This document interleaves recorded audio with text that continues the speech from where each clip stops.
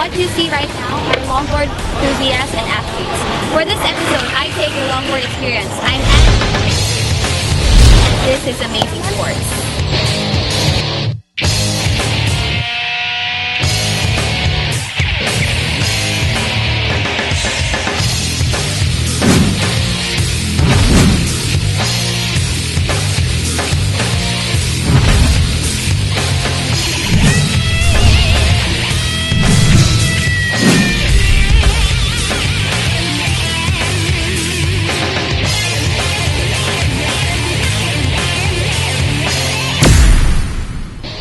Longboarding.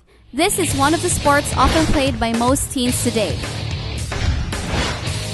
This sport that started as a hobby was popular first in the US as an alternative for surfing.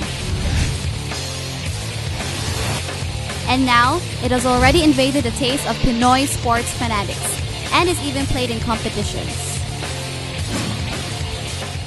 I have two longboard enthusiasts here on the show, and it's an honor for me to introduce them, Juan Duaso and Dandoy Tongko. Juan Duaso is considered the father of longboarding here in Cebu because he was the one who introduced or encouraged longboarding here. Am I right? In many ways. When you first came here, were you the only one who? No, it was a matter of time that longboarding will reach Cebu or anywhere in the Philippines.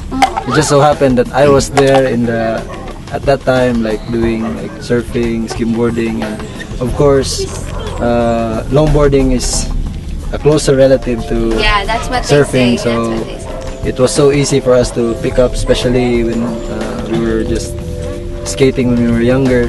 Oh. Okay. So it's like a comeback from. So when did you really start surfing or longboarding?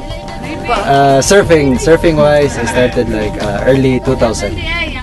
Skating wise, elementary years, I had a neighbor that skated much, and that was my very first influence. Oh, okay. So you were influenced by your neighbor. Yes, and skating by then was like a punk scene, like rock and roll. Those who skate were considered cool. Cool in many negative ways before. Why negative? Skateboarding before wasn't as accepted as right now, like as it is. Like a lot of people are asking about what's going on with skating. Before it was considered like a punk sport, like all the underground, misunderstood kids, bugoy. More acceptable way. In a more sustainable way. Okay. Not just for your age, but maybe you have a son or so now it suits more than like everyone is into it. Dandoy Tongko, you won first place in Singapore. Yeah. I'm right. Wow, that must be a very cool experience. When did you start? When I was 12 years old, we started a small board like the Dogtown board, no, the old school board. Oh, No, not this one. What did it look like? Doesn't look like a skateboard. Yeah, it's old school board. Smaller? Yeah, smaller than this.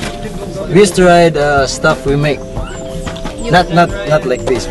We make these ones, but before we couldn't find good wheels, so we improvise. Like we find from rollerblades and try to use it on skateboards. Did it work? Yes, it works, but not like this Not so level. strong. Yeah, not Just for performance. playing around. Yeah, just going, learning the. But it was good at that time, learning the carving, Basic of basics. longboarding. And now, like when everything came, like all these imported goods came in, so we evolved with it. Now it's more stuff, good stuff are coming in, and the people are getting better too. How does it feel for you guys to be like considered an icon for the longboarders here in Cebu? Because you guys are really good. For me, Yeah. both ways. It's an honor to be in that position, but it's also a responsibility in a way. You can't just be, I'm icon, yeah, I do this, you look at me. Yeah? Everybody's watching you doing what you do, and these are like younger guys, like Dandoy. So they look up to you and see what you're doing, and you become some sort of an example Role model. beyond skating. So that's the responsibility part. The honor part is you can. Well, we could never deny the fact that you've experienced a lot of falls or bruises, Yes. cuts. What's in the sport that you don't stop, or it's like you're really attached to the sport? What's in longboarding? I guess it's like life. You often fall down, you get back up, and you enjoy the little things. Move on. Yes. And you try to appreciate the little things. This like skating, like hanging out one afternoon with some friends, doing nonsense. But yeah, somehow it makes us relationships stronger. What about Dandoy? What do you consider your most unforgettable experience in longboarding? Meet the people who invented this game. He's from California. Oh, Adam Colton. Adam Colton. he was the one who invented longboard and the longboard. In a way, like woodwalking and the freestyle, cross step, they were the ones who pioneered the sport. You met him. Yeah. Yes. They came here. Yeah. Was it for a competition or To meet us. to meet you guys? Also for competition. In a way, yeah, because we've been communicating with them through our videos, and they've been seeing how our community is evolving and how it's growing. And now they see it's even though in the States or in Europe it's picking up, the sport is really having a blast.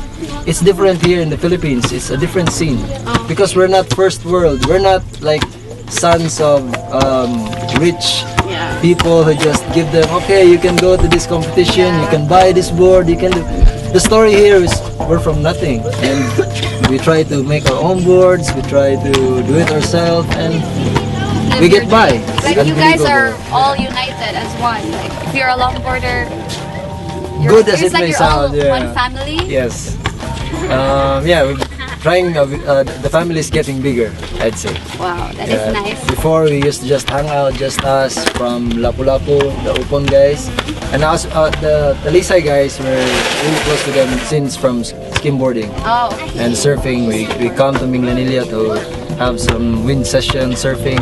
And now longboarding came along, and with all these events and bring us to other regions like Manila, and we're knowing guys from Mindanao, and now we're getting guys from France, from Singapore. They're coming over.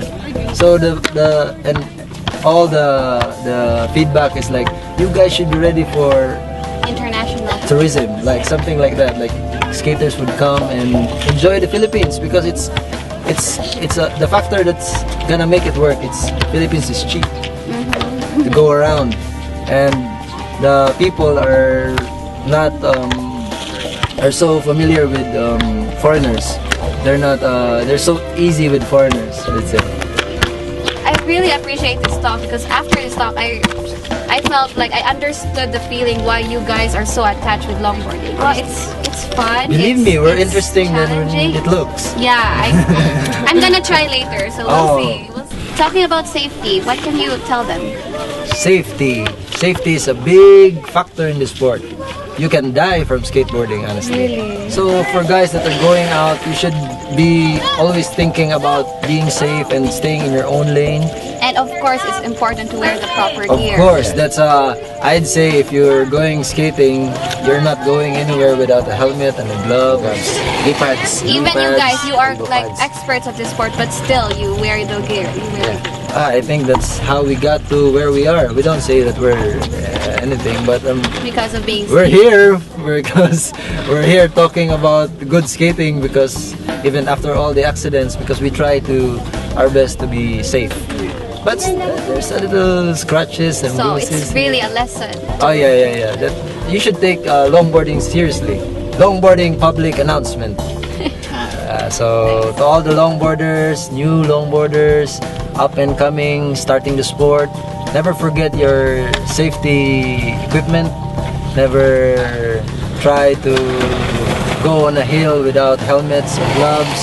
Always watch out for incoming traffic. Be cautious enough, because this longboarding is a new thing, and you don't expect everybody to understand what you're doing. Sometimes it takes a rough amount of time for them to understand. Inspiring message. What can you tell them? Just to live simple, and you have a simple joy. Like, be happy. simple message is go out and find something to do and you love and make you feel alive. Up next, witness how longboarding is a sport for both men, women, and for all ages.